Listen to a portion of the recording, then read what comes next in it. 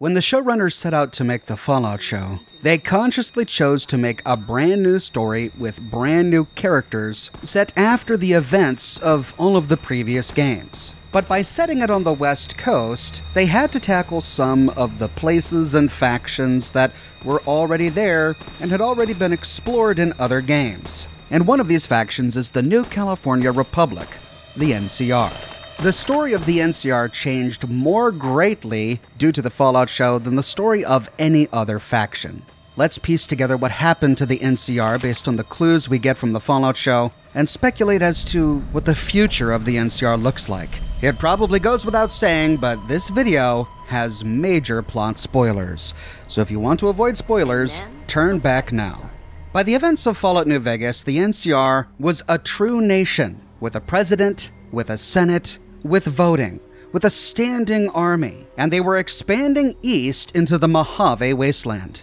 In 2277, they had already defeated Caesar's legion in the first battle for Hoover Dam, and by 2281, they were gearing up for the second battle of Hoover Dam. Around this time, Rose McLean fled from Vault 33 with her two children, Lucy and Norm. She left because she learned that her husband, Hank, had been lying to her. She realized that something strange was going on in Vault 31. Perhaps she learned what Norm did, that the voting system for Vaults 33 and 32 were rigged, and overseers were always elected from Vault 31. Perhaps she divined the ultimate experiment of Vault Tech. She fled Vault 33 and stumbled upon the town of Shady Sands. Shady Sands was the first village the Vault Dweller stumbles upon in the very first Fallout game. After saving Tandy, the daughter of Aradesh, the town's leader, Shady Sands grew from a village into a thriving nation, but Shady Sands remained the capital of that nation, the New California Republic. Now in the games, the location of Shady Sands is a bit of a ways away from Hollywood, but in the show, apparently Shady Sands is really close to Vault 33, really close to the ruins of Hollywood Boulevard. The people of the NCR took Rose and her children in with open arms. There she found a thriving society, a civilization, everything the people of Vault 33 were supposed to rebuild after Reclamation Day. Everything Vault Tech told her couldn't possibly exist on the surface. 34,000 people lived here after the war?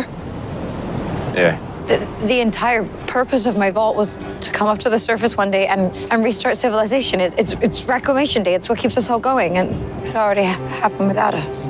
There she met Moldaver, who lived before the bombs dropped, and we don't know exactly how she's here 200 years later.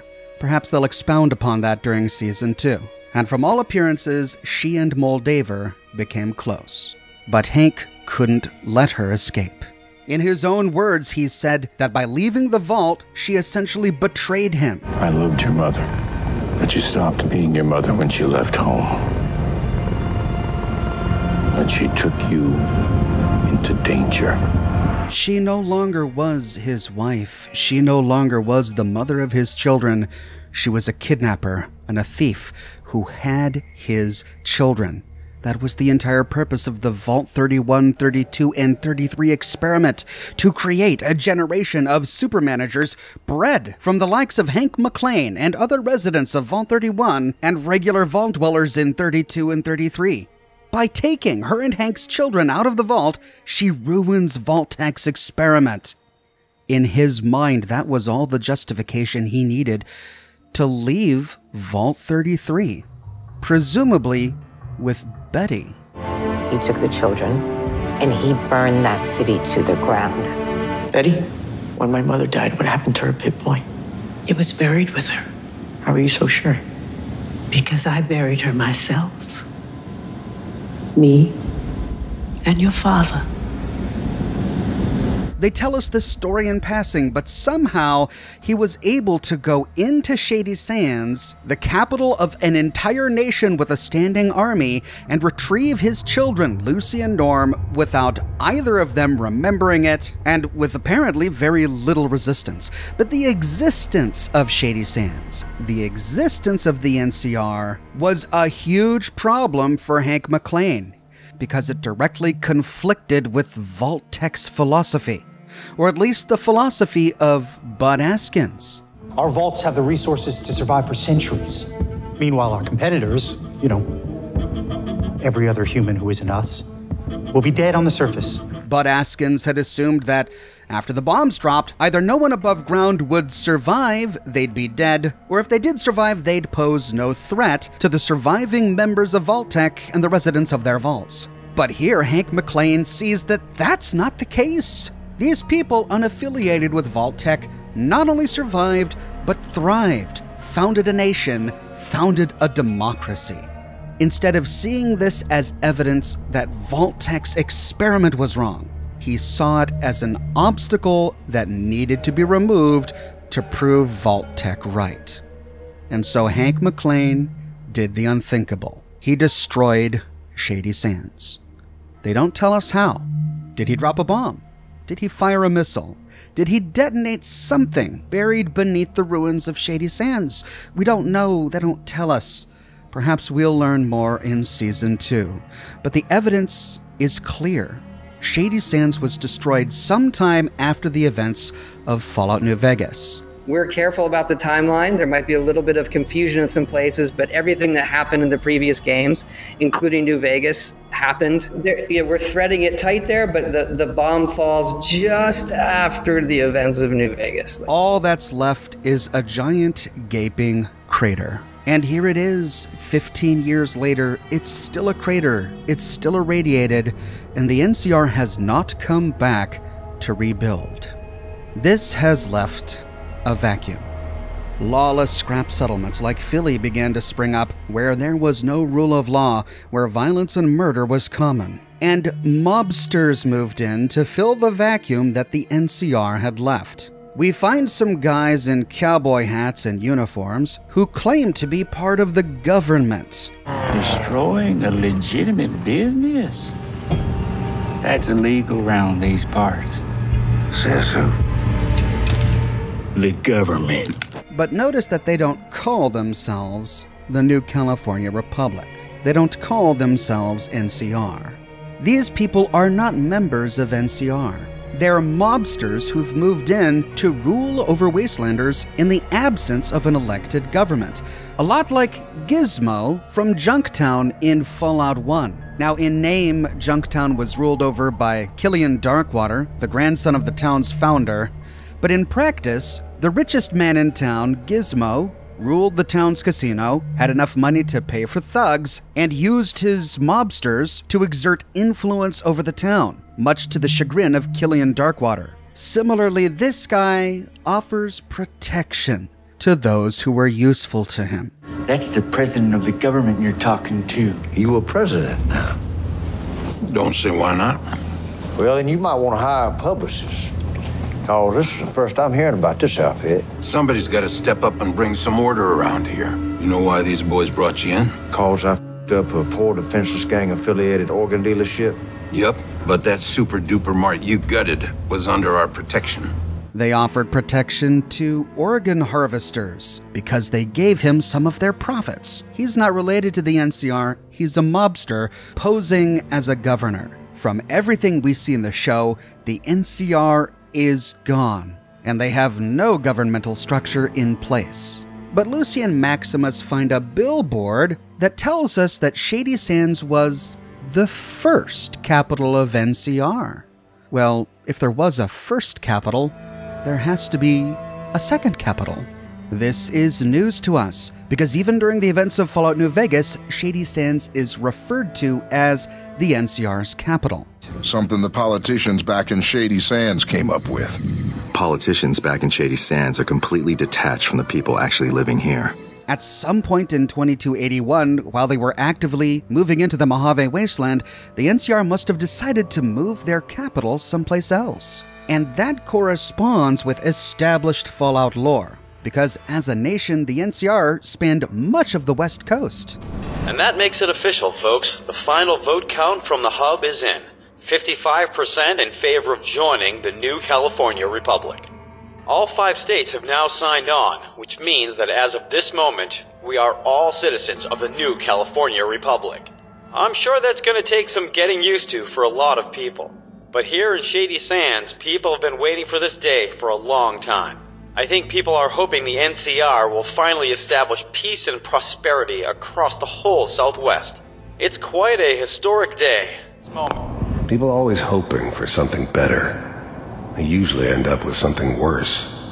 However, for the purposes of Season 1, the show essentially equates Shady Sands with NCR, as if the two were one and the same. It depicts the destruction of Shady Sands to correspond with the destruction of the NCR. By destroying one, you destroy the other, which is why in the classroom in Vault 4, they don't just tell the history of Shady Sands, but they also tell the history of the New California Republic, as if they're remembering something that is now gone. Somehow, Moldaver survived the destruction of Shady Sands. Rose didn't. Maximus's family didn't. But Moldaver did. And again, they'll have to explain to us how she did in the second season.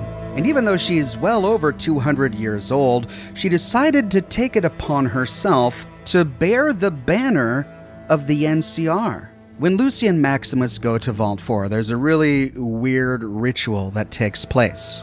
The residents of Vault 4 are comprised from two populations: people who were born there, who descended from the test subjects who existed in Vault 4, and people who fled there for safety after the destruction of Shady Sands. It was the unique experiment of Vault 4 that made them predisposed to allow people into their vault, which is why so many survivors of Shady Sands took up residence in Vault 4.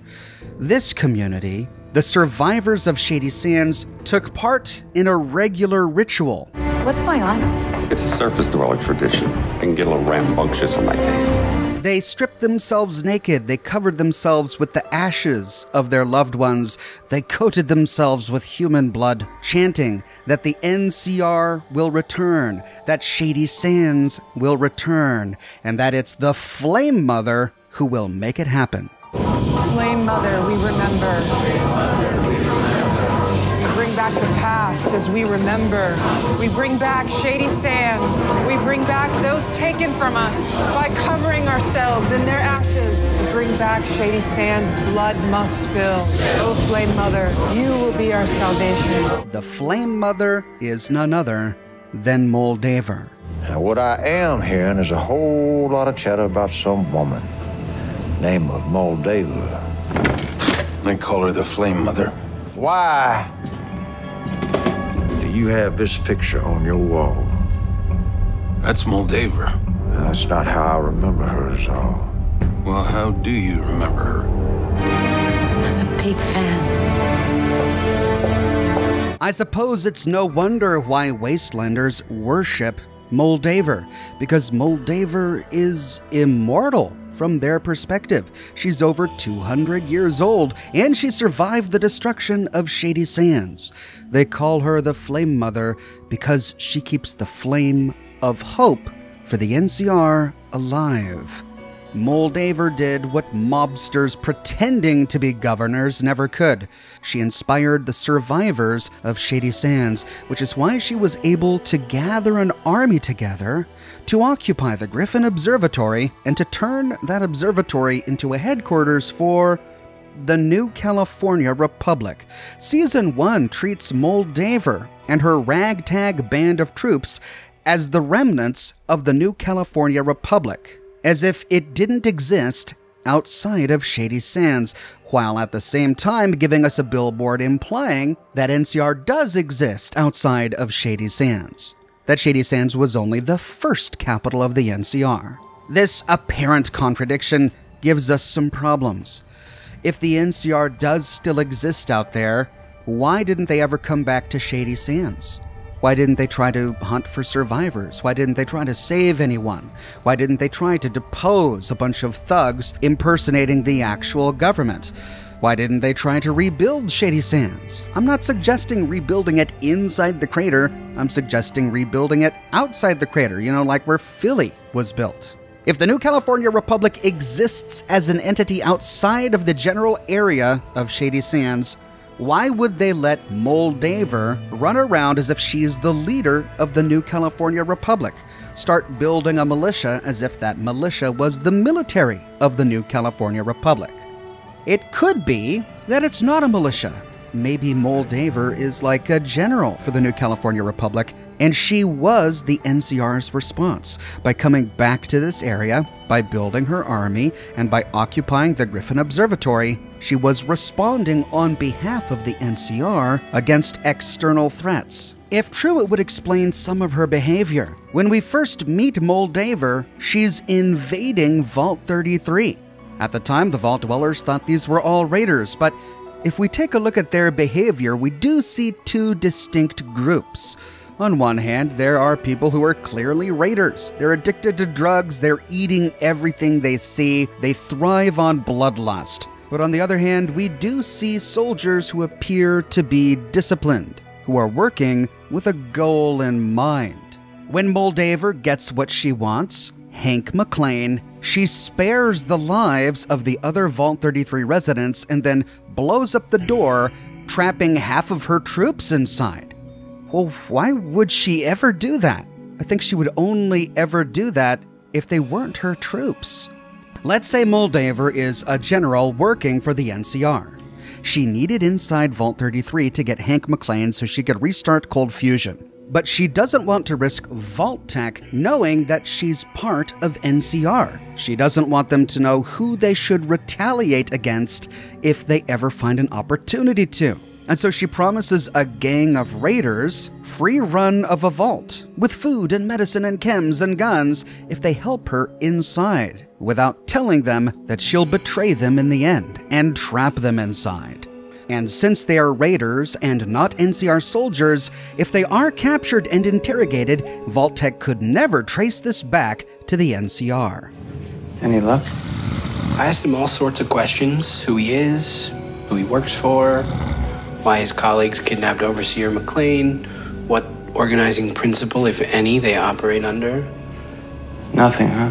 But why would a woman working for ostensibly such noble purposes be so murderous and cruel? Well, if she's working for the NCR, then Vault Tech is her enemy. It wasn't the Brotherhood or the Legion who destroyed Shady Sands. It was Vault Tech. And inside Vault 33 was someone directly responsible for that atrocity, Hank McClane. It does seem strange that she would put the lives of the children of Rose McClane in danger using this strategy, but perhaps she had given up on them. After all, they were adults now, having been raised by Hank McClane and Vault Tech, and she had no idea what their characters would be. At any rate, in her mind, she had a reason for violence. Vault Tech was her enemy, and she was defending her home. In this way, Hank McClane is right, and she's no different than him. I did what was necessary to save our people. And that woman over there, she's no different than me. The only difference is that Vault Tech actually did attack Shady Sands, but Shady Sands never attacked Vault Tech. But if Moldaver is acting as a sort of general for NCR, executing a mission in Hollywood to reclaim Shady Sands and provide power to the Wastes, why did they come with such few forces? During the fight at the Griffin Observatory, there were many Brotherhood casualties, but the NCR was completely obliterated, including Moldaver. If the NCR still exists outside of Shady Sands, I'm surprised their army here would be so weak and do so poorly, especially compared to the Brotherhood of Steel, which, according to the games, should be significantly weaker than the NCR, having lost multiple wars to the NCR up until this point. But then again, the Brotherhood of Steel didn't have one of their capitals bombed. Perhaps that's all the explanation we need. So what other evidence do we have that the NCR might exist outside of Shady Sands? Well, not a lot. But there is one thing that I noticed. You know, the music to the Fallout series is really well done. In particular, I think the Brotherhood of Steel theme is haunting and immaculate. But none of the music for the Fallout show carries the familiar theme that we all recognize as associated with Fallout. The theme that we hear when we first log into Fallout 3.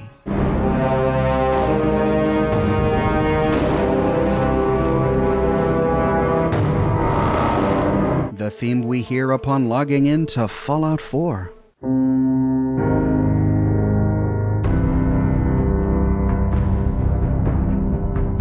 This theme is entirely missing from the show, except for in two places. The first time we hear this theme is when Lucy is in the schoolhouse of Vault 4. The background music is sad and melodic as she's looking at the chalkboard, but then she turns her attention to the NCR flag, and as soon as she touches it,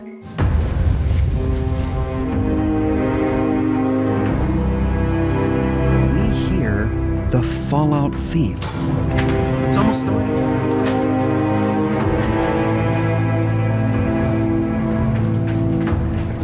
The second time we hear it is in the next episode. Wastelanders sympathetic with the NCR are scavenging for lead.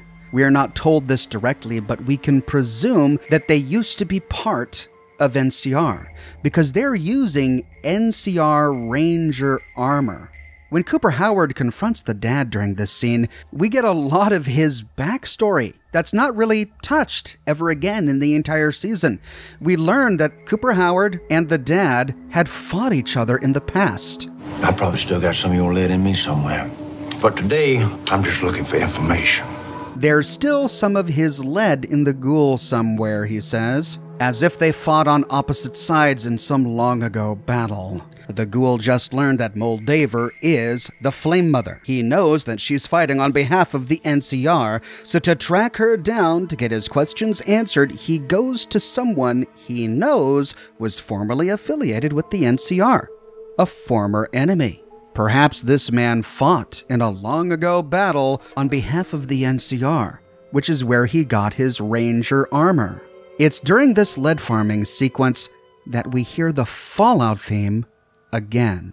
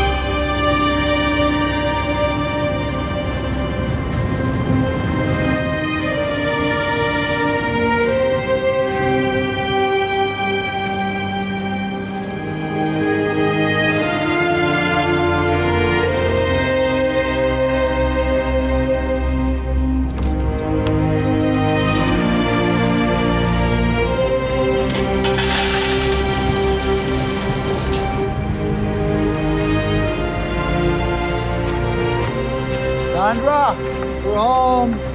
Only 2 times in the entire series do we hear the familiar Fallout theme. And both times, it's when we're looking at something related to the NCR. Why? What's the significance of that? All we can do is speculate. But to help us along here, we can look to something that Todd Howard said in a recent interview. Look, if you look at the background, the NCR is a wide-ranging sort of organization and group across not just California, but other places. So the show focuses on this period of time and this group here, and that's what we can say right now. But I don't think you've heard the last of the NCR. Yes, Shady Sands is destroyed, but we haven't seen the last of the NCR. I speculate that the heart of the story they're trying to tell in the Fallout show is tied up with the story of the NCR. I don't know anything about the show that you don't know. I'm just speculating here. But we already know that the NCR is bigger than it's portrayed in Season 1. We already know that there were people willing to fight and die for the NCR in Season 1. And the series has tied this iconic and indispensable Fallout theme to the story of the NCR. I interpret this to mean that not only are we going to see the NCR again, but that the NCR is going to have an important and essential role to play in the upcoming seasons. But I'd love to hear what you have to say. Were you crushed, disappointed with the fate of Shady Sands as I kind of was? Do you think that it's an acceptable loss, as long as they wrap up the story of the NCR in a satisfactory way in the future? Or do you think that the NCR can be damned, and that the Legion should show up sometime? Let me know your thoughts in the comments section below. I publish new Fallout videos each and every week on my channel, so if you don't want to miss my next one, be sure to subscribe and to click that bell notification button. If you have already and you still believe you're missing out on YouTube notifications, consider following me on Twitter at Oxhorn. I update Twitter manually with every new piece of content that I publish. I've got a one-of-a-kind plush for sale. It's in stock and ready to ship, but I'm almost sold out, and when it's gone, it's gone. If you want to make sure you get one before it's gone, snag one today. I've also got a shirt shop with completely unique designs that you can't find anywhere else. My designs come on shirts in a variety of men's, women's, and children's sizes, and in a wide array of colors. You can find them on other products as well, like smartphone cases, pillows, posters, mugs, stickers, prints, etc. So if interested, you can find a link to my shop in the description below, or you can click here. If you like what I do and you want to support me in another way, consider becoming a patron on Patreon or a member here on YouTube. YouTube members get little badges that appear next to their names in the comment sections of my videos, and access to ox emojis that they can use in my video comments and in the live chats of my live streams. But more than anything, I'm just so glad you're here watching this video with me today. Thank you so much for watching, and I'll see you soon with more Fallout videos.